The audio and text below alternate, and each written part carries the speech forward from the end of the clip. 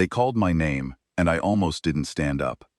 I was sitting in the third row of the reparations hall on Veladra Prime, surrounded by 200 coalition officers who had already accepted what was about to happen to them, and I was running calculations in my head about what it would cost me to walk out.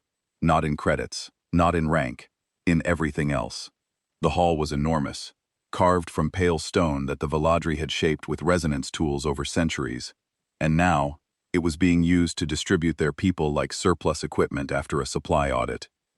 The light came in through long, narrow windows set high in the walls, pale amber sunlight that made the stone glow like something holy, and I hated the beauty of it, because beauty shouldn't belong to a place like this. Sergeant Declan Vosk, they announced through the translation array. 9th Human Expeditionary Corps, Combat Engineer, First Class, decorated for action at the Siege of Aldham Station and the fall of the Veladri Cordon. I stood because Colonel Marin Dryce was watching me from the officers' gallery, with a look that said, "Don't you dare make a scene in here, Vosk." I straightened my dress uniform and walked down the aisle between the rows of seated officers. Rithkai on the left, their enormous gray frames hunched forward with interest. Selthari on the right, slender and luminous, whispering to one another behind cupped hands. Ondari scattered throughout, stocky and unreadable. And us, humans. Maybe 40 of us in the whole hall, the smallest contingent by far, and every single one of us looking like we'd swallowed something rotten. The war had lasted 4 years. The Veladri Dominion had started it by glassing 2 of our colony worlds without warning or provocation. 19 million people turned to ash in a single afternoon. We had fought back with everything we had, and it wasn't enough until we joined the coalition, 4 species working together to break a 5th. We broke them. I was there when the last Veladri fleet burned over their own capital. I didn't celebrate. I just sat in the wreckage of my engineering bay and tried to stop my hands from shaking long enough to eat a ration bar. The peace terms were drawn up by the Galactic Accord, which was a nice way of saying the Rithkai wrote them, and everyone else agreed, because the Rithkai had the biggest fleet. And the terms included something that every species in the coalition, except humanity, considered perfectly normal. War reparations, in the form of indentured servitude. A percentage of the defeated population, selected and assigned to victorious officers as personal servants for a period of no less than 20 standard years. When our diplomats had objected during the treaty negotiations, the Rithkai delegate had looked at them with genuine confusion and asked what alternative they would propose. The humans suggested financial reparations, resource transfers, territorial concessions. The Rithkai said those were acceptable additions, but could not replace the fundamental requirement. Servitude was the mechanism by which defeated species demonstrated their submission, and through which they earned the right to eventual reintegration. It had been this way for 6,000 years. Humanity had been in space for 2 centuries. We were outvoted 4-1. I reached the front of the hall. A Rithkai official named Tolvarn stood behind a long stone table with a datapad in his massive hands, and beside him, standing in a row of perfect stillness, were a dozen Veladri. They were tall, most of them, with skin that shifted between pale silver and soft blue depending on the light. Their eyes were large and dark, built for a world with dimmer suns than ours, and they stood with their hands folded in front of them and their gazes fixed on the floor. "Sergeant Vosk," Tolvarn said. His voice rumbled through the translation array. "In recognition of your exceptional service record and your role in the decisive actions at Aldham and the Cordon, you have been designated a prestige-class reparation assignment. This is an honor." He said the last part as if he expected me to thank him. He gestured, and one of the Veladri stepped forward from the line. She was taller than me by several inches, with silver-blue skin that caught the light like water under moonlight, and dark eyes that seemed to hold more than they showed. She moved with a fluid, measured grace that I would later learn was the product of extensive reconditioning. She knelt in front of me in a single smooth motion, her forehead nearly touching the stone floor. "This is Kalith," Tolvarn said. "Former designation, Senior Linguistic Scholar, Veladri Academy of Cross-Species Communication. She speaks 11 languages and holds advanced certifications in xenocognitive theory. She has been reconditioned for personal service and is now assigned to you for a term of 20 standard years." I looked down at the top of her head.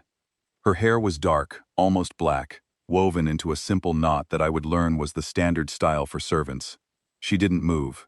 She didn't breathe visibly. She just knelt there like a piece of furniture waiting to be placed. "I don't want her," I said. The silence that followed was the loudest thing I'd ever heard. Tolvarn's massive brow furrowed. His translator crackled. "Clarify your statement, Sergeant." I said I don't want a servant.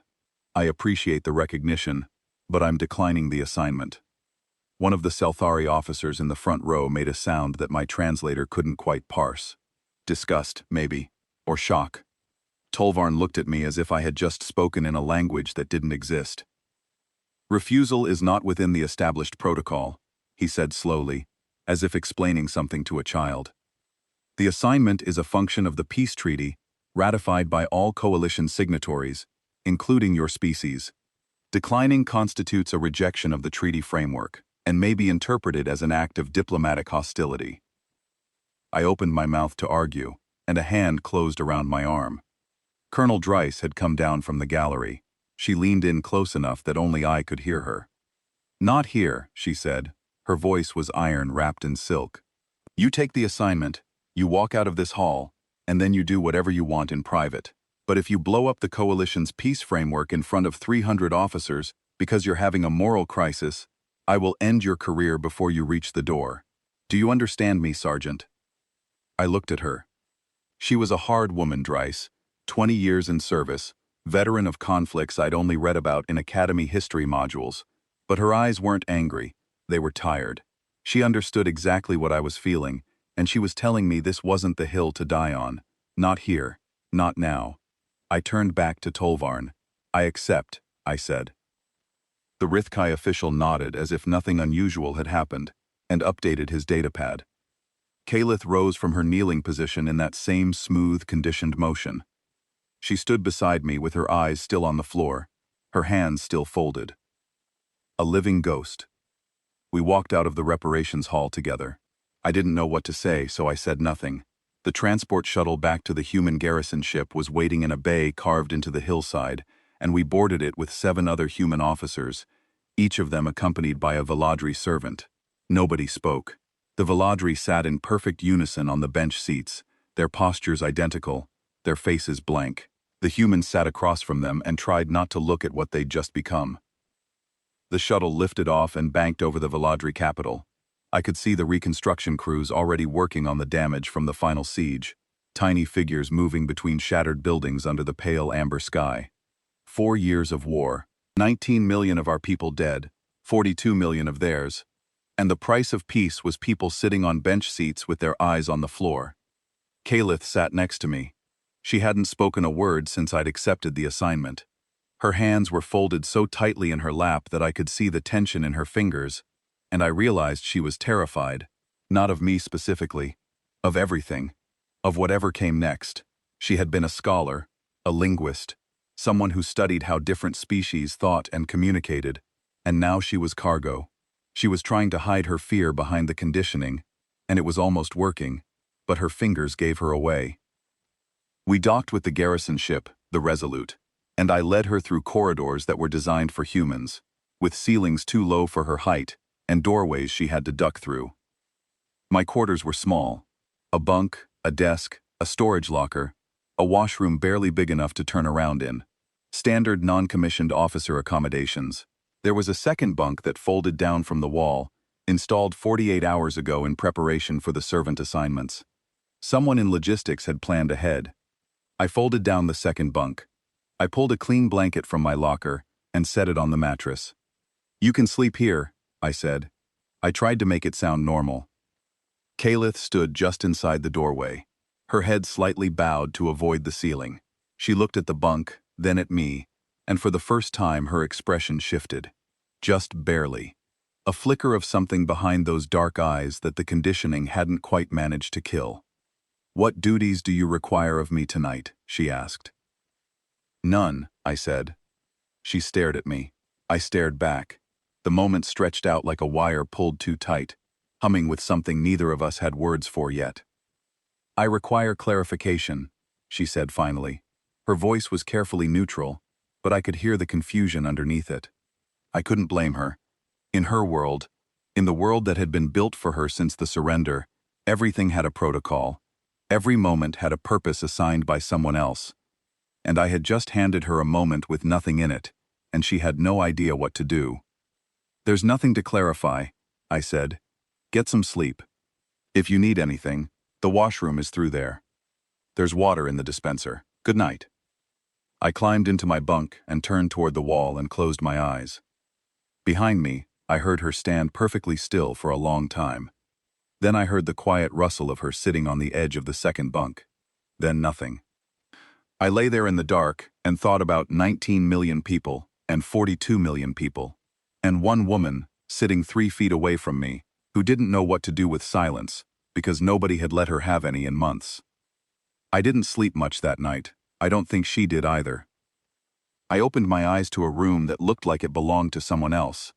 My gear was organized. Not just put away, but properly organized. Every tool in its designated slot. Every piece of clothing folded with military precision that exceeded my own, which was saying something, because the core had drilled neatness into me until it was reflex. The small desk was clean. My datapad was centered on it with the screen facing upward at exactly the right angle for reading, and there was a tray beside the datapad with a ration meal arranged on it, the components separated and laid out in order of nutritional value, which I didn't even know was a thing you could do with ration packs. Kalith stood near the door. She was already dressed in the same gray servant's tunic she'd worn the day before, and she stood at attention with her hands folded and her eyes fixed on a point somewhere over my left shoulder. She looked like she hadn't slept at all. I sat up on the edge of my bunk and looked at the room, then looked at her. "You didn't have to do any of this," I said. Something tightened in her posture. A flinch that she tried to suppress, and almost managed to. I realized with a sinking feeling that she'd interpreted my words as a reprimand, as if I were telling her she had done something wrong. "I apologize," she said. Her voice was flat and rehearsed. "I will correct my approach. Please specify your preferences for morning preparation, so that I may serve you properly." "No, that's not what I meant." I rubbed my face. "It was too early for this. I meant thank you. But you don't need to do this stuff. I can handle my own quarters." She didn't respond. She just stood there, processing something she couldn't quite make fit with her conditioning. In her framework, a master's statement was an instruction. I'd told her she didn't need to do these things, which meant she wasn't supposed to, which meant she had done something wrong. The logic was circular, and it trapped her every time I tried to treat her like a person instead of a servant. I ate the ration meal because she'd prepared it, and I didn't want to waste her effort. It was the same tasteless nutrient blocks the core had been feeding us for 4 years. But she'd arranged them as if they were a proper meal, and somehow that small act of care, in a universe that had stripped her of everything else, made my throat tight. "Come on," I said when I'd finished. "Let's get breakfast. Real breakfast." The garrison mess hall on the Resolute served human food alongside coalition rations, and at 700 hours it was busy. I walked in with Kalith, and the first thing I noticed was the other Veladri servants. They were kneeling. Each one knelt on the deck beside their assigned officer's chair, hands folded, eyes down, while their owners ate at the tables above them. A Rithkai captain had his servant holding his drink tray at arm's length, like a living side table. A Selthari lieutenant was eating while her servant knelt close enough to be touched, but far enough away to be invisible. The humans were at a cluster of tables near the far wall, and their situation was different, but still wrong. Most of the human officers had their servants sitting in chairs, which was something, but the Veladri sat rigid and silent, while the humans around them ate and talked, and tried to pretend this was normal. I grabbed 2 trays. I loaded both of them with food, real food, scrambled eggs and toast and fruit and coffee, and I carried them to an empty table. I set one tray down across from the other. Then, I pulled out the far chair. "Sit," I said to Kalith. I said it the way you'd say it to a friend at a restaurant, not the way you'd say it to a dog. But I saw how she heard it anyway, as a command, and she sat immediately with that fluid, conditioned motion. I sat across from her and started eating. The hall didn't go silent. That would be too dramatic. But a radius of quiet spread outward from our table, and I could feel the weight of eyes. Coalition officers at nearby tables turning their heads. A Selthari captain with silver-green skin pausing with a utensil halfway to his mouth, even some of the human officers looking over with expressions that mixed solidarity with nervousness. Kalith sat in front of her tray and did not eat. She looked at the food as if it were a test she didn't know the answers to. "That's for you," I said. "Eat. You must be hungry." "I am permitted to eat at the table?" she asked. It wasn't really a question. It was a request for confirmation that the universe hadn't suddenly changed its rules. "You're sitting at the table, aren't you?" She picked up a piece of toast. She held it for a moment, studying it, and then she took a bite. She chewed slowly. I pretended to focus on my own food, but I watched her from the corner of my eye, and I saw the exact moment when something shifted behind her expression. Not joy, not relief, just a crack in the wall, tiny and almost invisible, and through it leaked something that looked like the beginning of remembering what it felt like to be treated like a living thing. We ate in silence for a few minutes. Then a shadow fell across the table, and I looked up to see an Andari lieutenant named Kesavar standing over us with his thick arms folded and his flat gray face arranged in an expression that his species used to convey disapproval. He had a Veladri servant kneeling behind him, a young male with a bruise along his jaw that was already turning dark purple. "You are mishandling your assignment," Kesavar said without preamble. The Andari didn't bother with pleasantries. I'd learned that during the war, fighting alongside them in corridors so tight we could hear each other breathe. "I'm eating breakfast," I said. I didn't look at the bruise on his servant's jaw. If I looked at it, I would do something that Colonel Dryce had specifically ordered me not to do. "Unstructured kindness is a recognized form of psychological harm," Kesavar continued. He said it as if he were reading from a manual. "When a servant is denied clear boundaries and expectations, the servant exists in a state of perpetual uncertainty, which produces anxiety exceeding that of strict but consistent discipline. You are creating suffering through the absence of structure. This has been documented across 14 species over 6,000 years of post-conflict integration." I set down my fork. "Where I come from," I said, "people aren't property, documented or otherwise." Kesavar made a grinding sound in his chest. "Your species has been spacefaring for 2 centuries. You will learn." He walked away. His servant followed on hands and knees. I watched them go, and my grip on my fork was tight enough to bend the metal. I looked across the table at Kalith. She had stopped eating. Her hands were in her lap again, folded tight, and she was watching me with an expression that I was starting to recognize.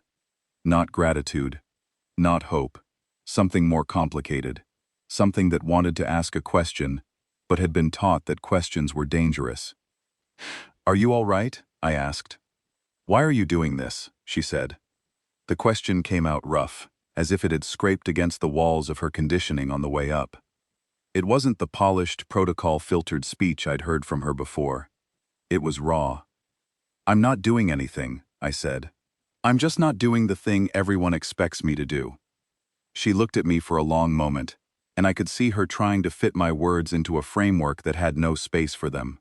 In her world, there were masters, and there were servants, and the relationship between them was defined by power and obedience and carefully calibrated control. Kindness existed only as a tool, something a master deployed strategically to maximize a servant's productivity. The idea that someone might simply choose not to exercise power, not because it was strategically advantageous, but because it was wrong, didn't have a place in her vocabulary yet. "I don't understand," she said finally. "You will," I said, and I went back to eating. That evening, Colonel Dryce summoned me to her office on the command deck. She was sitting behind a desk that was too small for the amount of work piled on it, and she looked like she'd aged 5 years since the surrender. She waved me into a chair without looking up from her datapad. "The Selthari delegation filed a formal complaint," she said. "Mishandling of reparation property. Conduct unbecoming of a coalition service member. Potential incitement of disorder among the servant population." I opened my mouth, and she held up a hand. "I'm not reprimanding you, Vosk. I'm warning you." She finally looked up, and her expression was something between admiration and exhaustion. "You're not alone in this. Most of our people are doing the same thing you are. Some of them are worse at hiding it. Lieutenant Gallon on Deck 7 taught his servant how to play chess last night. Corporal Nguyen gave hers a name that wasn't the designation number. Ensign Perry has been leaving the door to his quarters unlocked, so his servant can walk the corridors freely. She leaned back in her chair. The Coalition is noticing. The Rithkai think we're naive. The Selthari think we're subversive. The Ondari think we're stupid. And our own diplomats back on Earth are starting to get nervous. What do you want me to do about it? I asked. I want you to be careful, she said. I want you to keep doing what you're doing, because God knows someone has to. But I want you to be careful about it. Because the Coalition kept us alive during this war, and right now the only thing holding it together is a treaty that includes a provision we find morally repulsive, and if we push too hard too fast, the whole thing could shatter and leave us alone, in a galaxy where we've already made plenty of enemies. I nodded. I understood the politics. I just didn't like them. I walked back to my quarters. The corridor lights were dimmed for the ship's night cycle, and the hum of the engines was a low vibration I could feel through my boots. When I opened the door, the room was dark. Kalith was lying on her bunk facing the wall. I climbed into my own bunk and lay there in the darkness, listening to the ship breathe around us. After a while, I heard a sound from the other bunk. It was so quiet that I almost missed it. A small, controlled intake of breath, followed by another, each one measured and suppressed, as if she were rationing even her grief. She was crying, silently, the way someone cries when they've been trained to believe that making sound is a punishable offense. I didn't say anything. I didn't move. I just lay there and listened to a woman grieve everything she'd lost while trying to make no noise at all, and I thought that the war wasn't over. It had just changed shape. By the second week, I had learned 3 things about Kalith that her conditioning hadn't managed to erase. She noticed everything. Small details that most people walked past without registering. The way a corridor junction's lighting flickered at a specific frequency that suggested a degrading power coupling. The way a Selthari officer's speech pattern shifted when he was lying versus when he was merely evasive. The way I rubbed the back of my neck when I was trying to figure out how to say something difficult. She cataloged the world around her with a precision that was almost unnerving, and occasionally she let a fragment of that observation slip into conversation.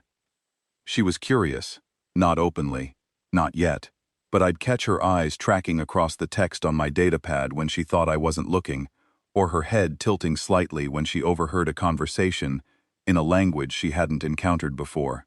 Once I left a technical manual on xenoengineering open on the desk and came back an hour later to find it on a different page. She hadn't moved it. She'd read it where it lay, turning the pages with the corner of her finger so that each one settled back into approximately the same position. Approximately. And she was angry. Not at me. Not at anything specific. But underneath the conditioning and the carefully constructed blankness, there was a heat that flared sometimes when she forgot to suppress it. I saw it when Kesavar walked past our table in the mess hall, with his bruised servant trailing behind him. I saw it when the ship's broadcast system played coalition announcements about the successful integration of reparation personnel. I saw it in the way she folded her hands, not gently but tightly, as if she were holding something down that wanted very badly to get out. I started trying to learn about who she'd been before, not by asking directly, because direct questions triggered the protocol responses that were like talking to an automated system. Instead, I left openings. I talked about my own interests, the engineering puzzles I worked on, the books I read on my datapad during downtime, the music I listened to through my earpiece when I couldn't sleep. And slowly, carefully, like an animal deciding whether a hand was going to pet or strike, she began to fill the silences I left for her. She'd been a xenolinguist at the Villadri Academy. Not just any xenolinguist, but a senior scholar, someone whose published work on cross-species cognitive frameworks had been cited by academics across 3 different civilizations. She spoke 11 languages. Not the mechanical translation that the arrays provided, but actual fluency, with idiom and nuance, and the ability to think in another species' conceptual structures. She had spent her career studying how different minds shape different words, how the architecture of a language revealed the architecture of the thought behind it. Her work had been revolutionary. She had argued that true communication between species required not just vocabulary exchange, but cognitive empathy, the ability to temporarily adopt another species' way of thinking.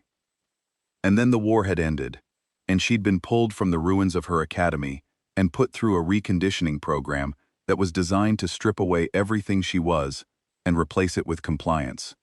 The reconditioning hadn't erased her mind.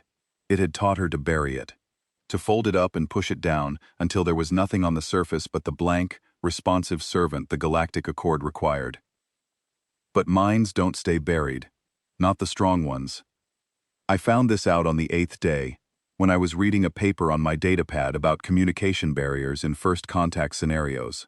The paper was poorly written, its arguments circular and its evidence thin, and I'd been grumbling about it under my breath when Kalith said, without looking up from the spot on the floor she'd been staring at, that the author had misapplied the Valadri concept of resonant meaning and confused linguistic equivalence with cognitive equivalence, which were fundamentally different frameworks. I looked up from my datapad.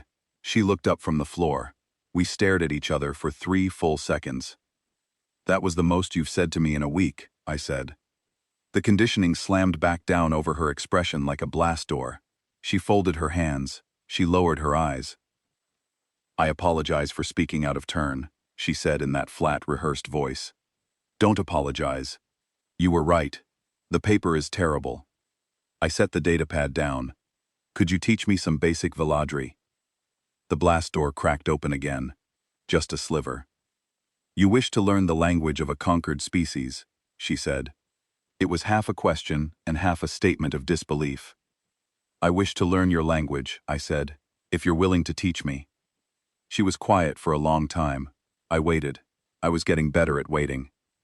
"No master has ever asked to learn a servant's language," she said finally. "In 6,000 years of this institution, it is not done." "Well," I said, "I've been told we're new at this." She taught me 3 words that evening. The Valadri word for hello, which translated roughly as, "I see you are here, and I am glad of it." The word for thank you, which meant your action has weight, and I carry it with me. And the word for home, which was the same as the word for heartbeat, because the Valadri believed that home was not a place but a rhythm, the steady pulse of belonging that you carried inside your chest. I practiced the words until my pronunciation was passable. Kalith corrected me with growing patience, and what I was almost certain was the beginning of amusement. At one point, I mangled the tonal structure of heartbeat so badly that it came out as a word meaning irritated crustacean, and she made a sound that wasn't quite a laugh, but was closer than anything I'd heard from her before. 3 days later, I was walking through Corridor 9 on my way to check a power coupling when I heard something that stopped me cold. A sound that I recognized from the war, the flat, sharp crack of a pain induction device. They were standard issue for the Rithkai military, used for discipline, designed to deliver a precise bolt of agony to the nervous system without leaving visible damage. I'd seen them used on prisoners during the war, and every time it had made my stomach turn. I rounded the corner. A Rithkai officer I didn't know, big even by Rithkai standards, was standing over a Valadri servant in the corridor. The servant was on his knees, his body rigid with pain, his mouth open in a silent gasp. The Rithkai held the induction rod casually, like a tool he used every day, and he was speaking in a low rumble about response time and failure to anticipate needs. He raised the rod again. I don't remember deciding to move. One moment I was standing at the corner, and the next I was between the Rithkai and the servant with my hand around the rod and my other hand flat against the officer's chest. The Rithkai outweighed me by at least 60 kilograms. I didn't care. "Put it down," I said. The Rithkai looked at me with an expression that mixed surprise with the particular contempt that a large predator reserves for a small one that doesn't know its place. He said something that my translator rendered as, "Remove your hand, small species." I said, "Put it down again," and I didn't move. What happened next was fast and loud. The Rithkai shoved me. I grabbed the rod and twisted it out of his grip, using a disarming technique they taught us in close-quarters combat training. One of those skills you practice 1,000 times hoping you'll never need it, and then suddenly you do. He swung at me, and I ducked under his arm and drove my shoulder into his midsection, which was like running into a wall, but I'd spent 4 years fighting in corridors against Valadri soldiers who were bigger and faster than me, and I knew how to use leverage against mass. We went down in a tangle, and 2 human Marines came running from the next section and pulled us apart before it escalated further. The Rithkai filed a formal complaint within the hour. Coalition Command was furious. Colonel Dreiss was furious, though I could tell the fury was mostly professional obligation. I was hauled before a joint tribunal the next morning, a panel of one officer from each coalition species, seated behind a curved table in a hearing room that smelled like ozone and diplomatic tension. The Rithkai representative, a commander named Vorshan, laid out the charges. Assault on a coalition officer, interference with lawful discipline of reparation property, violation of interspecies conduct protocols. I stood at the center of the room and listened. When they asked for my statement, I gave it. I served in this war for 4 years, I said. I watched friends die. I killed people I'd never met because they were trying to kill me. I did things that I'll carry for the rest of my life because that was the price of survival. But I did not fight a war to stand in a corridor and watch someone torture a defenseless person with a pain device and call it discipline. The chamber was quiet. Where I come from, I continued, we have history with this. My species spent centuries owning each other. We built entire economies on the labor of people we'd decided weren't people. And every single time, without exception, it destroyed us. Not the owned, us, the owners. Because the moment you decide that another thinking, feeling being is your property, something breaks inside you that never heals right. We know this. We learned it the hard way. Across centuries of suffering and rebellion and slow, painful reform. And we swore we would never go back. Not for convenience, not for tradition, not for alliance. I looked at each of the tribunal members in turn. I understand that this institution has existed for 6,000 years. I understand that the other species in this coalition consider it normal. But I need you to understand something about my species. We've seen what this does. We've lived through it. And we decided, after centuries of suffering, that it was wrong, not inconvenient, not politically difficult, wrong. And no treaty, no alliance, no amount of diplomatic pressure is going to make us believe otherwise. The tribunal was unmoved. Officially, I received a formal censure for conduct unbecoming a coalition service member. Unofficially, the Rithkai officer was quietly reassigned to a different section of the station, and the Veladri servant he'd been disciplining was transferred to a Selthari officer whose reputation for treatment was marginally less horrifying. That evening, Dreiss called me in again. She looked tired, which was becoming her default state. You rattled them, she said. Not enough to change anything, but enough to make them uncomfortable, and uncomfortable people make mistakes. She paused. There's something else you should know. It's not just you. Across the garrison, across every human posting in the coalition, our people are doing the same thing. Teaching servants to read, sharing meals, refusing to use discipline protocols. It's not organized. Nobody gave an order. It's just happening, everywhere, all at once, as if we can't help it. She looked at me with something that might have been pride. The coalition is watching. They don't know what to make of it.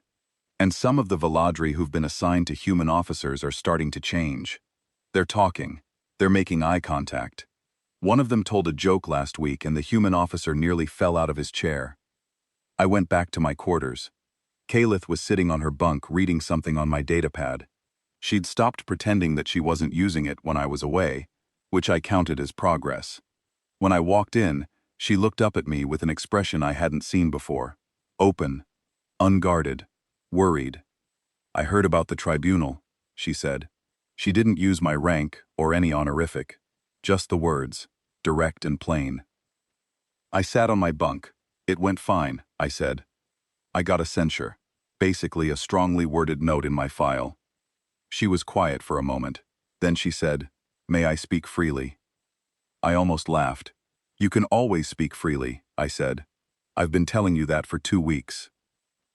Among the Veladri servants assigned to Rithkai and Selthari masters, she said, conditions are significantly worse than what you witnessed in the corridor. Some servants have been injured beyond what the medical facilities will treat. Several have disappeared entirely, and no official explanation has been provided for their absence. I have heard reports through channels I have maintained of servants being confined in isolation, denied adequate food, and subjected to repeated applications of pain induction devices, as part of what the Rithkai call compliance optimization protocols. I sat forward. How do you know this? The servants communicate, she said. Quietly, carefully. We have built a network using linguistic codes that the Coalition's surveillance systems cannot interpret because they require understanding of tonal subtleties that the translation arrays don't process. I have been coordinating these communications since my third day aboard this vessel. I stared at her. For 2 weeks, while I'd been worrying about whether she was eating enough and trying to teach her that she was allowed to sit in chairs, she'd been running an intelligence network under the noses of 4 different species security services. Who else knows about this? I asked. No one, she said. Until now.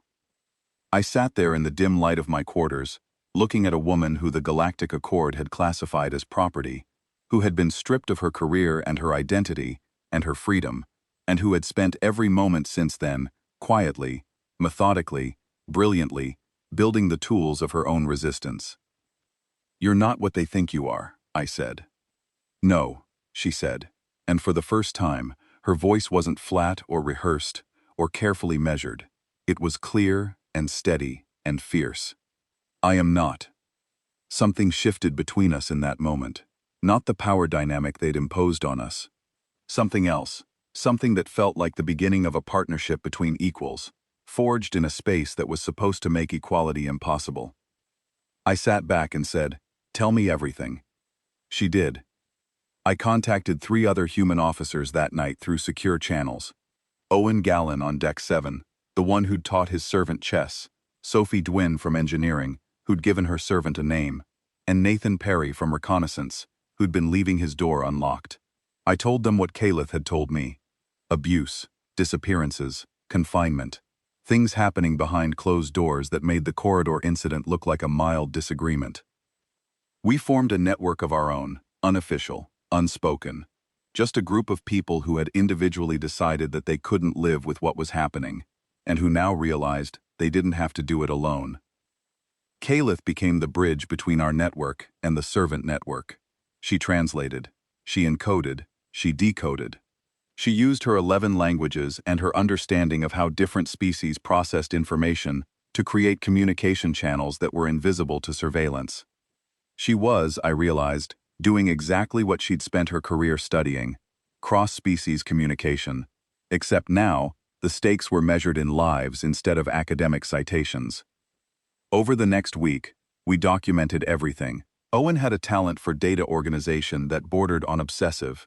He built databases, cross-referenced timelines, and created visual patterns that made the scope of the abuse impossible to deny.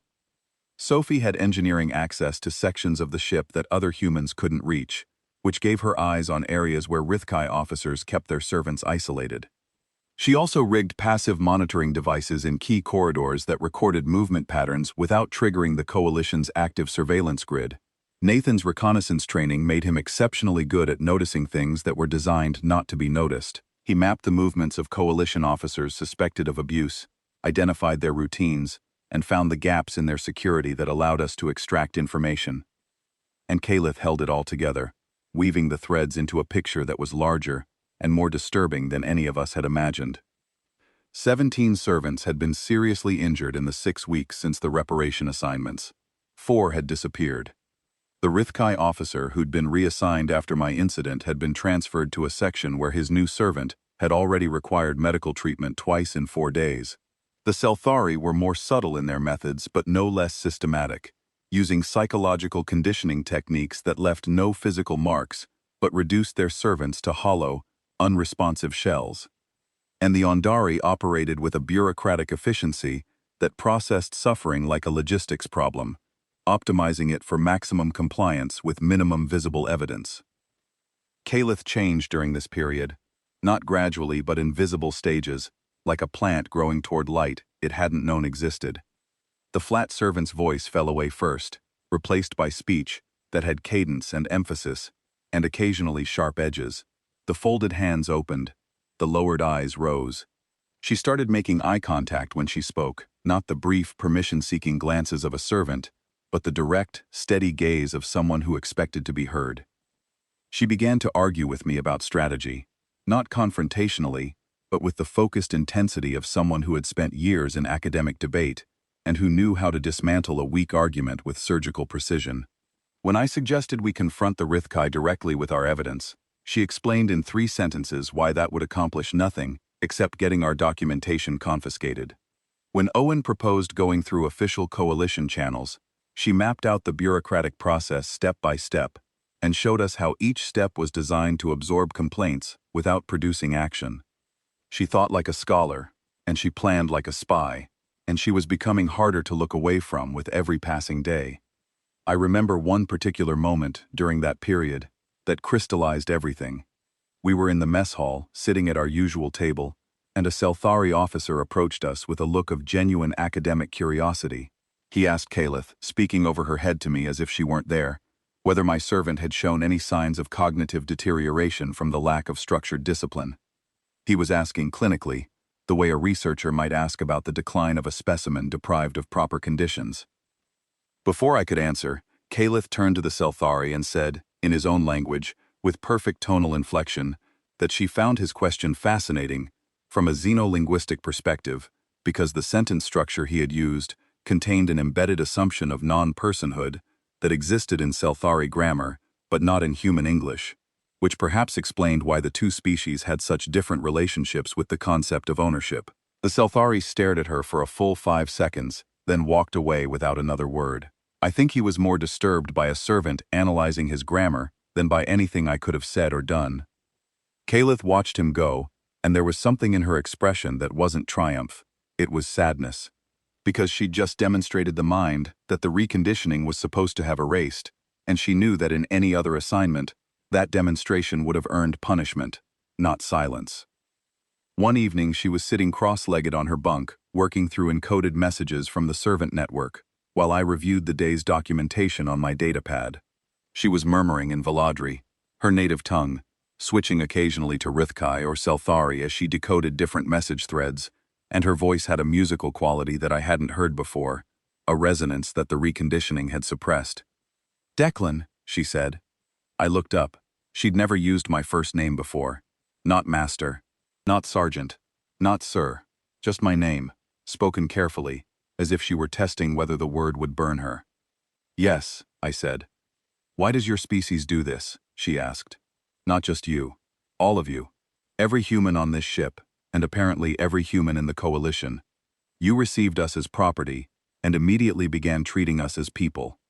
It isn't strategic. It isn't efficient. It actively damages your political standing. So why?" I thought about it. Not because I didn't know the answer, but because I wanted to give her the real one, not the polished version. "Because we've been the people on the floor," I said. "Not all of us. Not equally. But enough of us, for long enough, that it left a mark on our entire species. We know what it looks like from down there. And some things, once you know them, you can't unknow." She was quiet for a while. Then she said, "My people have no such memory. The Veladri Dominion has never been conquered before. We have always been the ones standing over others, until now." She looked at her hands, open on her knees, no longer folded. "Maybe that is why we needed to learn this lesson," she said. "And maybe it took a species that had already learned it to show us what it looks like from this side." I didn't respond to that. Some moments are too heavy for words and too important for silence, so I just held them and let them settle. That night, for the first time, she slept without crying. The situation broke open 3 weeks into our documentation effort, and it broke with the kind of force that doesn't give you time to prepare. I was in the engineering bay running diagnostics on a coolant system when Sophie Nguyen found me. Her face was pale, and her hands were shaking, and she said 3 words that changed everything. They found Tessic. Tessic was one of the 4 Veladri servants who had disappeared. He'd been assigned to a Rithkai captain on the military deck and had vanished 9 days ago.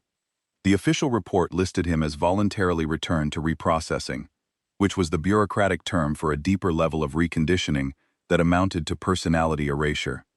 Sophie had found him in a maintenance crawlspace on Deck 12. He was alive, but barely. He'd been hiding for 6 days, surviving on condensation from the coolant pipes and scraps from a waste disposal unit. He had injuries consistent with sustained physical abuse, burns along his arms and torso, and he couldn't stand without support. I left the diagnostics running and followed Sophie to Deck 12.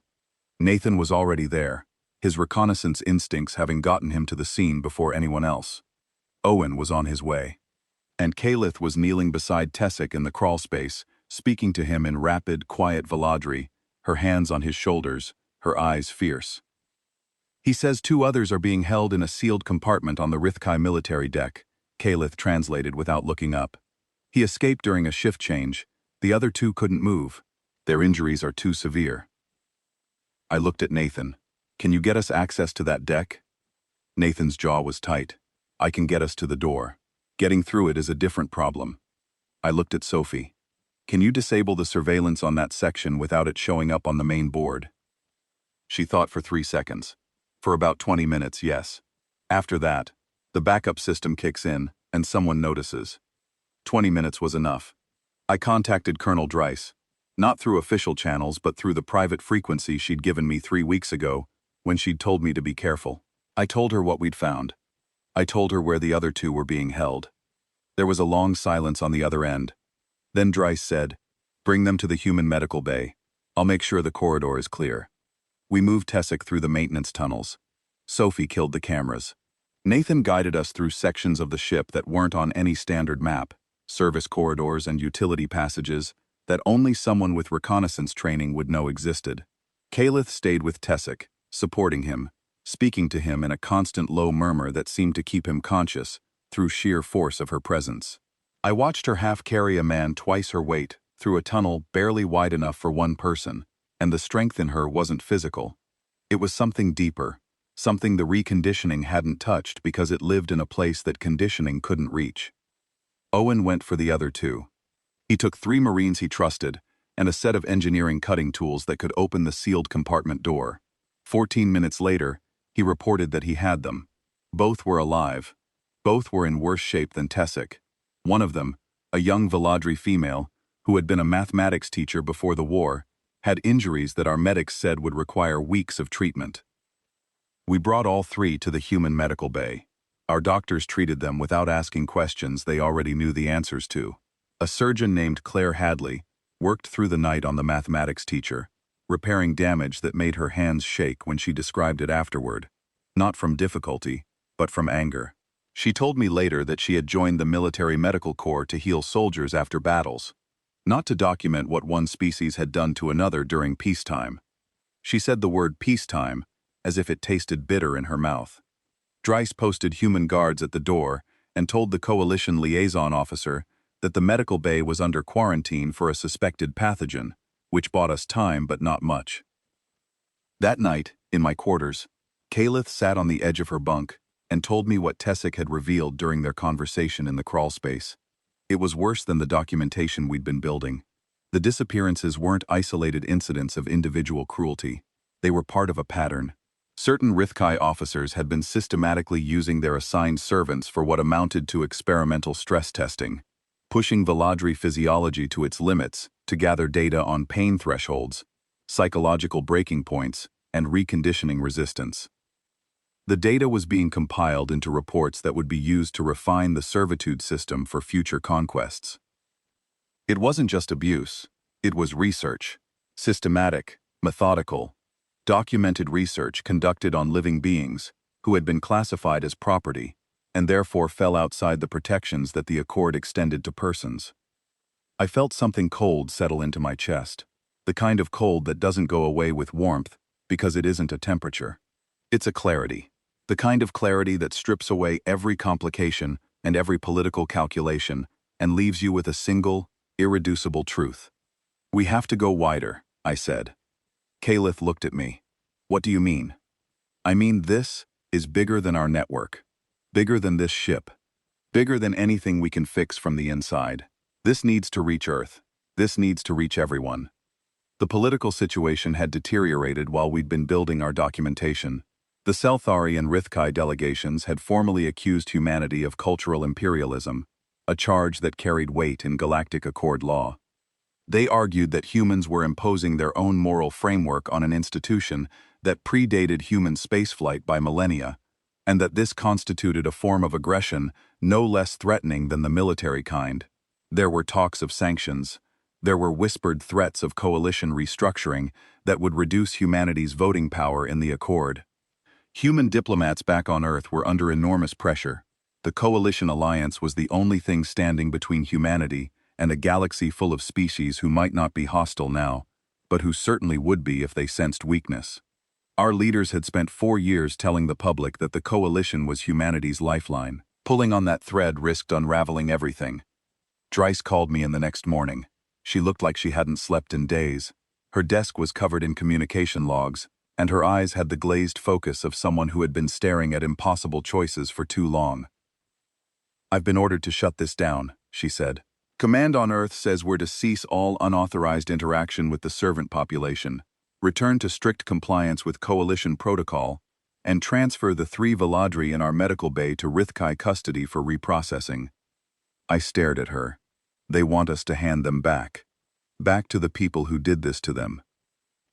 They want the Alliance to hold Vosk, and right now, the Alliance is made of glass, and we're throwing rocks. I sat in the chair across from her desk and I said, "Colonel, I've followed your orders for 4 years, through things I still can't talk about without my hands shaking. I trust your judgment, but I'm not handing those people back, and if you order me to, I will refuse, and you can court-martial me, and I will stand at that tribunal, and I will say exactly why, and every journalist and diplomat and citizen back on Earth will hear it." Dryce looked at me for a long time. Then she said something I didn't expect. "I know," she said. "I know you will. I knew that before you walked in here, and that's why I'm not going to order you." She pulled open a drawer in her desk and took out a data chip. "But I need you to understand something. The moment I fail to carry out this order, I'm done. My career is over. Everything I've built in 20 years of service goes away. And I'm making that choice because you showed me a man in a crawl space with burns on his arms, and my career isn't worth more than his life. No career is." She held out the chip. There was an encrypted file on it containing every piece of documentation we'd gathered, every testimony, every medical record, every image. She had compiled it herself, adding material from her own channels that we hadn't had access to. Officers' reports that had been buried, communication logs that had been reclassified, medical records that had been sealed. "If you're going to do what I think you're going to do," she said, "do it right." I took the chip. I went back to my quarters and I told Calith what Dryce had said, and what I was planning to do. Calith told me not to. She stood in the center of our small room with her arms at her sides, and her eyes burning, and she said, "You cannot sacrifice yourself for this. You are one soldier. Your career, your freedom, your standing with your own people. You will lose all of it. And when you are gone, what happens to the network you built? What happens to the people who depend on you? What happens to the servants who are counting on the humans who treat them like people to continue being there?" "Probably nothing good," I said. "But it'll be worse if I stay quiet and let the system grind along." She argued with me. Really argued. Not the careful, deferential negotiation of a servant managing a master's expectations, but a genuine, heated confrontation between 2 people who respected each other enough to fight honestly. She told me I was being reckless. I told her I was being necessary. She told me I was arrogant for thinking one person could change a 6,000-year-old institution. I told her one person had already changed my entire understanding of what courage looked like, and I was looking at her. She stopped arguing after that. Not because she agreed with me, but because something in what I said had reached past her defenses and touched something she wasn't ready to show. That night, I sat at my desk and composed an encrypted burst transmission. Not to military command, not to diplomatic channels, to the civilian press networks on Earth. Every major outlet, every independent journalist, every archive. I attached everything: the documentation, the testimony, the medical records, the images, Tessik's face, the burns on his arms, the sealed compartment on Deck 12, the research reports, everything. I looked at the transmission key. Once I pressed it, there was no taking it back.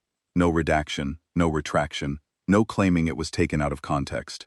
It would land on Earth in approximately 4 hours, accounting for relay station delays, and within minutes of arrival it would be everywhere. Kalith stood behind me. She didn't try to stop me. She didn't encourage me.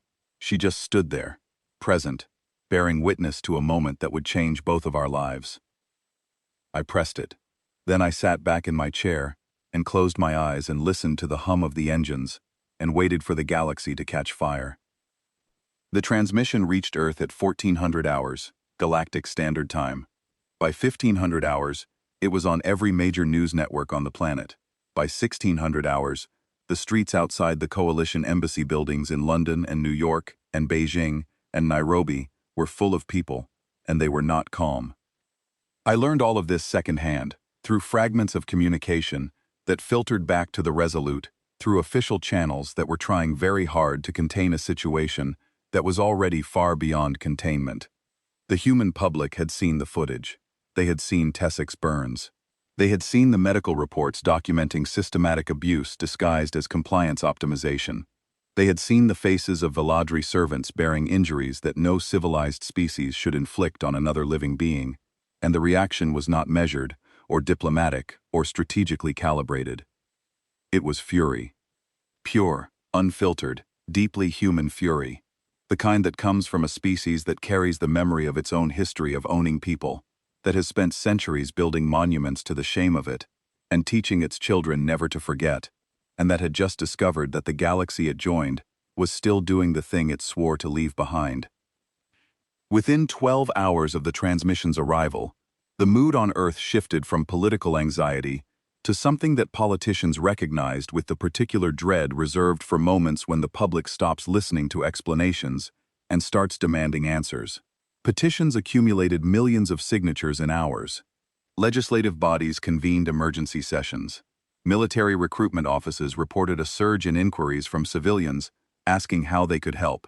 The human government, which 48 hours earlier had been pressuring military command to enforce coalition compliance, reversed course with the speed that only existential political terror can produce. Earth's delegation to the Galactic Accord delivered an ultimatum at an emergency session, convened on the Accord's central station. The message was simple, and it was delivered by the senior human ambassador, a woman named Lydia Hargrove, who had spent 30 years in diplomatic service, learning how to say difficult things politely, and who chose this moment to stop being polite. Humanity will withdraw from the coalition entirely, immediately and permanently, unless the reparation servitude system is abolished across all signatory species. There will be no negotiation on this point. There will be no compromise. There will be no transition period during which the current system continues while committees deliberate. The system ends, or we leave. The chamber erupted. The Rithkai delegation called it blackmail. Their senior representative rose from his chair, which for a Rithkai was an intimidation posture, and declared that a junior species had no standing to threaten the dissolution of an alliance that predated its existence by millennia. The Selthari called it a tantrum, a display of the emotional volatility that they had always considered humanity's greatest weakness. The Andari called it strategically irrational, which for the Andari was the gravest insult they could conceive, because the Andari considered irrationality to be a more fundamental failing than cruelty. But none of them walked out of the chamber, and that told me everything I needed to know about how much weight humanity's threat actually carried. Because here was the problem that none of them could dismiss, no matter how much they wanted to. Humanity's military contribution had been decisive in the war against the Veladri, not because humans were the strongest, or the most advanced, or the most numerous, because humans were the most relentless. We had taken losses that would have broken the morale of any other coalition species, and we had kept fighting. We had adapted to combat conditions that our allies considered unsurvivable and turned them into advantages. We had held positions that the tactical models said were indefensible, and we had held them until the models were wrong. The coalition knew, with a certainty that no amount of diplomatic posturing could obscure, that without humanity, they would have lost the war, and without humanity in the coalition going forward, they would be vulnerable to the next threat in ways they couldn't afford. The ultimatum had teeth, and everybody in that chamber knew it. On the Resolute, the consequences landed with the subtlety of a torpedo strike. Coalition security forces, a mixed unit of Rithkai and Selthari military police, moved to arrest me and seize Calith for reprocessing. They arrived at my quarters at 0300 hours, with stun weapons drawn and an official warrant bearing the seal of the Galactic Accord. They were met at the corridor junction by Colonel Dryce, who was standing in front of a locked blast door, with 12 human Marines behind her, and a look on her face that suggested she had been waiting for this moment, with something approaching anticipation. "This section of the vessel is under human military jurisdiction," she said. Her voice carried the particular calm of someone who had made a decision that she knew would define the rest of her life, and who had decided she was fine with that. Coalition security forces do not have authorization to enter without the express consent of the commanding human officer, which is me, and which I am not granting. The Rithkai security commander, a massive officer with scars across his jaw from the Battle of Uldum, told her she was obstructing lawful coalition operations and that continued resistance would constitute an act of hostility against the Accord itself. "Then I suggest you take it up with our diplomats," Dryce said, "because right now, on Earth, several billion people are watching this situation very closely, and they are not in a forgiving mood." The standoff lasted 11 hours. 11 hours, during which I sat in my quarters with Calith and listened to the distant sounds of tense negotiation echoing through the ship's communication system. Owen kept us updated through secure channels. Sophie monitored the Coalition security forces' positions and reported that they had established a perimeter around the human section, but had not attempted to breach the blast doors. Nathan had positioned himself at 3 different observation points throughout the ship and was tracking the movements of every Coalition officer who came within 2 decks of our position. During Hour 4, something unexpected happened. The Veladri servants assigned to non-human officers throughout the ship began refusing orders. Not dramatically, not violently. They simply stopped responding. They stood still. They looked straight ahead. And when their masters issued commands, they did not move. It wasn't organized resistance in any traditional sense. There were no demands, no negotiations, no threats. It was something quieter and more profound. It was the collective decision of several hundred people to stop pretending that they were not people. The Coalition officers were baffled. The discipline protocols had no procedure for a servant who simply stood still and did nothing. You could punish disobedience, but how do you punish the absence of movement? How do you compel someone who has decided that compulsion no longer applies to them? The Rithkai reached for their induction rods and found that the devices had no effect on someone who had already accepted that the pain was less important than the principle. Calith had sent a message through the servant network.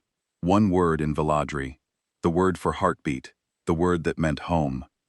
During Hour 6, the Andari broke. Not dramatically. The Andari didn't do dramatic. Their delegate simply stood in the Accord chamber and stated, in the flat, precise tones that the Andari used for everything from grocery orders to declarations of war, that upon review of the evidence presented, it appeared that certain provisions of the reparation framework had been implemented in ways that violated even the existing protections within the Accord's guidelines. He recommended a formal review. He also noted, with the kind of understatement that the Andari used when they wanted to say something devastating without raising their voice, that several Andari officers had been implicated in the documentation, and that this was a matter of institutional concern that warranted internal investigation. It was the smallest possible crack, but in a structure under this much pressure, the smallest crack is the one that brings the wall down. The Selthari delegate, reading the political wind with the instinct for survival that had kept her species relevant for 4,000 years, pivoted within the hour. She proposed a broader compromise. Not just a review, but a formal commission with binding authority to reform the system, including representatives from all coalition species, and, critically, from the Veladri servant population itself. The Rithkai resisted. They had built the system. It was theirs. It reflected their values, their history, their understanding of how defeated species were integrated into galactic civilization. Changing it felt, to them, like changing who they were. But the Rithkai were also pragmatists. They had not maintained the largest fleet in the galaxy for 6 millennia by being inflexible when inflexibility threatened their survival. They looked at the numbers. Humanity's fleet, small but lethal. Humanity's industrial base, growing faster than any other species in the coalition. Humanity's population, 7 times larger than their own, and still expanding. And humanity's will, which had been demonstrated in 4 years of war, and which showed no signs of bending now. The Rithkai agreed to the commission, with conditions, with reservations, with a formal statement expressing their disappointment in humanity's unwillingness to respect established galactic traditions. But they agreed. And then, in a move that surprised everyone including me, the Accord's chair asked if there was a witness who could provide testimony on the conditions experienced by reparation servants, and Kalith's name was put forward, not by the human delegation, by the Ondari. I was in the corridor outside the hearing chamber, when she walked past me toward the entrance. She was wearing a clean tunic that Sophie had found somewhere, simple and dark, and her hair was pulled back from her face, and she walked with a posture that bore no resemblance to the woman who had knelt on the floor of the reparations hall 7 weeks ago. She didn't duck through doorways anymore. She didn't fold her hands. She didn't lower her eyes. She paused beside me. She didn't say good luck or wish me well or ask for reassurance. She just looked at me, and in her dark eyes I saw something that was part gratitude, part determination, and part something else that neither of us had found the right language for yet, in any of her 11 languages or my one. Then she walked into the chamber and she spoke. She spoke in 5 languages, switching between them to address each delegation in their own tongue, with their own idioms and their own conceptual frameworks. She presented evidence with the precision of the academic she had been, organizing facts and testimony into a structure that was impossible to dismiss as emotional or anecdotal. She cited the Accord's own regulations, showed how they had been systematically violated, named the officers responsible, and provided documentation that corroborated every claim. And then she set the data aside and spoke from somewhere deeper. I have lived under the authority of 4 different species in 7 weeks, she said. Under Veladri authority, I was valued for my mind. Under Rithkai authority, I was valued for my compliance. Under Selthari authority, I was valued for my silence. Under human authority, she paused, and the chamber was so quiet I could hear the ventilation system cycling. I was valued. She looked at the assembled delegates, each in turn. Not for what I could do. Not for what I could endure. Not for how well I could suppress my own thoughts and desires and identity. I was valued because I existed. Because I was a living being, with a mind and a voice, and a right to use both. In the entire history of the reparation system, across 6,000 years, and countless conquered species, only one civilization has ever looked at a servant and seen a person. She let that settle. I am asking you to consider what that means, she said. Not for me, not for the Veladri, for all of you, for every species in this chamber, and every species that will ever stand where the Veladri are standing now. Because a galaxy that can only achieve peace by owning people is a galaxy that has not yet learned what peace is. And it will keep making wars until it does. The vote was held 4 hours later. It was brutal. It was close. 3 species voted for immediate abolition. 2 voted against. But the measure passed. With conditions and a transition period of 3 standard years, and enough bureaucratic language to fill a small library. But it passed. The reparation servitude system would be phased out. Freed servants would be offered repatriation to their homeworlds, or asylum with any coalition species willing to receive them. A permanent commission would be established to monitor the transition and to ensure that no successor system emerged under a different name. It wasn't perfect. 3 years was too long. The conditions were too soft. The enforcement mechanisms were too weak. But it was a door that had been closed for 6,000 years, and it had just been opened. And once a door is open, it is very difficult to close. I faced my own tribunal 2 days later. A human military hearing, not a coalition one. The charge was unauthorized disclosure of classified coalition information, which was technically accurate and carried a penalty of up to 10 years in military detention. The hearing lasted 40 minutes. I pleaded guilty because I was guilty. My defense, such as it was, consisted of a single statement that I had weighed my duty to the coalition against my duty to basic human decency, and found the first one lighter. The tribunal stripped me of one rank, from sergeant to corporal, and issued a formal reprimand that would sit in my permanent record like a scar. It was the lightest possible sentence, and everyone in the room knew it was political theater, designed to satisfy the coalition's demand for accountability without actually punishing someone the entire planet considered a hero. The general who signed the reprimand shook my hand afterward, off the record, in a corridor where no cameras were running. She told me her grandfather had kept a photograph on his desk of a bridge in a city where people had once been property, and that she'd thought of that photograph when she signed the paperwork. Colonel Dreiss received a similar treatment. She was formally censured for failure to comply with a direct order, which should have ended her career. Instead, she was quietly transferred to a new posting, with responsibilities that were, by any objective measure, a promotion. The transfer paperwork described it as a lateral reassignment. Nobody believed that.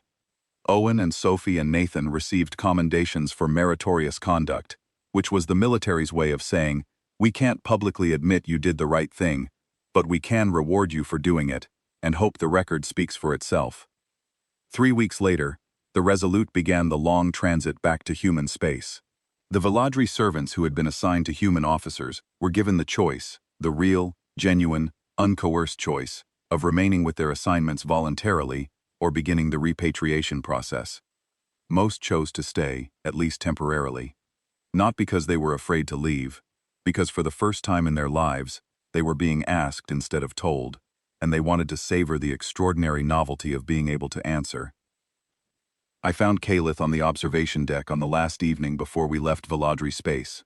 She was standing at the viewport, looking out at the amber curve of her homeworld, and her expression was something I'd never seen on her face before. Peace, not happiness, because there was too much grief woven into the moment for happiness. But peace, the kind that comes when you've been carrying something heavy for a very long time, and you finally set it down and feel your spine straighten for the first time in months. She told me she'd been offered a position with the Accord's new Transition Commission, the body that would oversee the dismantling of the servitude system. They wanted her linguistic expertise, her understanding of cross-species communication, and her first-hand experience of the system she'd be helping to dismantle. It was a role that would take her across the galaxy, working with species she'd studied from a distance, and now would engage with as an equal. She would be helping to build the frameworks that would prevent this from ever happening again, designing the language and the protocols and the cross-cultural structures that would make the concept of owning another being as alien to the galaxy as it was to humanity. I asked her if she was nervous. She said she was terrified. She said the commission would face resistance from entrenched interests across multiple species, that the Rithkai hardliners would fight every reform, that the process would take decades and might not fully succeed in her lifetime. She said all of this with the calm, clear-eyed focus of someone who had spent 7 weeks being afraid and had come out the other side with a different relationship to fear. It wasn't something that controlled her anymore. It was just information, a data point, to be acknowledged and then set aside while she got on with the work. She wasn't my servant. She wasn't my responsibility. She wasn't defined by a designation number, or a reparation assignment, or a piece of treaty language. She was Kalith, a xenolinguist. A scholar, a person who had walked through the worst thing her civilization had ever experienced, and come out the other side, with her mind intact, and her fire burning brighter than before. She stood beside me at the viewport, because she chose to. That was the thing that mattered. Not that she was there, but that it was her choice to be. "What do your people call it?" she asked, "when someone changes the shape of the galaxy without meaning to?" I thought about it. "We usually call it Tuesday," I said. She laughed, a real laugh, full and warm and unguarded, carrying no trace of the silence she'd been trained to keep. It filled the observation deck and echoed off the viewport, and it was, without exaggeration, one of the best sounds I had ever heard. I leaned against the railing and looked out at the stars, thousands of them, scattered across the dark like sparks from a fire that would never go out. Somewhere out there, the Transition Commission was being assembled. Somewhere out there, Veladri servants were learning that they could speak and sit in chairs and say no and use their own names. Somewhere out there, the galaxy was changing, slowly and imperfectly, and with enormous resistance, but changing nonetheless. Kalith stood beside me, her shoulder almost touching mine, and the silence between us was the comfortable kind. The kind that doesn't need to be filled because it's already full of everything that matters. I thought about the reparations hall, about the moment they called my name, and I almost didn't stand up. About all the moments after that, each one a choice I didn't know I was making until I'd already made it. I thought about Dryce, who'd sacrificed her career trajectory for a man in a crawlspace. About Owen, and Sophie, and Nathan, who'd built something worth building in a place that was designed to break things down. About every human on every posting, who had looked at someone kneeling on the floor and decided, without being told, without coordinating, without any plan at all, that this wasn't something they were willing to accept. The war was over. Not because someone had surrendered, not because a treaty had been signed, or a vote had been taken, or a fleet had been broken. The war was over because someone had finally refused to accept that peace could be built on the backs of people who weren't allowed to stand up. I looked at the stars. I looked at Kalith. I looked at the long, imperfect, stubbornly hopeful road ahead. And I thought that maybe this was what we were for. Not the fighting, not the dying, not the holding of positions that the tactical models said couldn't be held. Maybe what made humanity worth something in this vast, ancient, complicated galaxy wasn't our strength, or our stubbornness, or our refusal to quit. Maybe it was just this, the thing we couldn't help doing. The thing that was written so deep in us that even a species 2 centuries old could teach it to a galaxy 6,000 years their senior. We saw people. Wherever we went, whatever we faced, however hard the universe tried to teach us otherwise. We looked at other living beings, and we saw people. And that, in the end, was enough to change everything.